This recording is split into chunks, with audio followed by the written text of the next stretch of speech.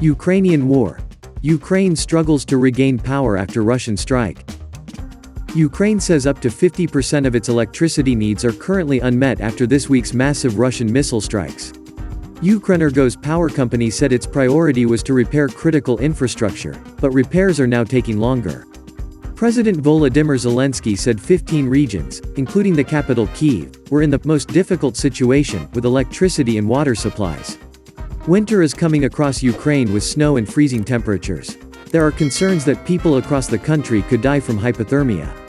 About 70% of Kyiv residents woke up without electricity on Thursday morning. Kyiv Mayor Vitaly Klitschko told BBC Ukrainian that he would not rule out a worst-case scenario in which the city would lose access to electricity, heat and water.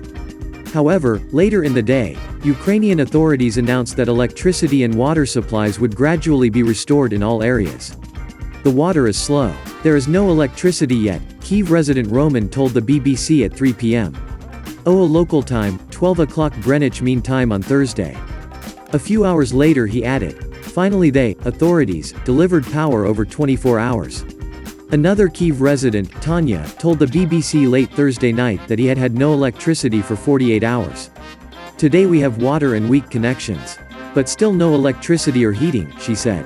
Ukrainian officials say they have built more than 4,000 invincibility points across the country.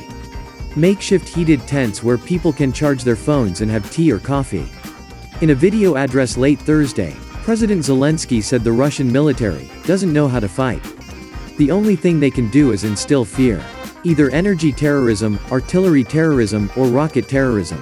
That is the only way Russia is being relegated to its current leadership, he said.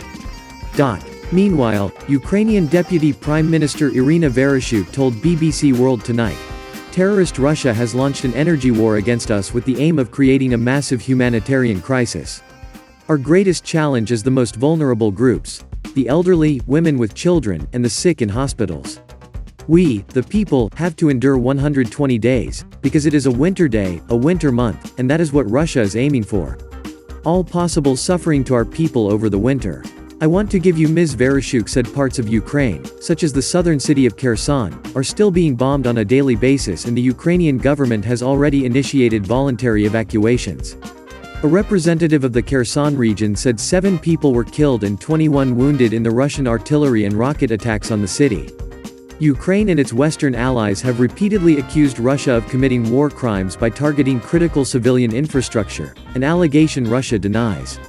Dmitry Peskov, a spokesman for Russian President Vladimir Putin, said on Thursday that the Ukrainian leader had made the local people he suggested that suffering could be ended. In response, Ukrainian presidential advisor Mikhail Podolyak tweeted, "Firing rockets into a peaceful city for peace is the highest level of personality disorder.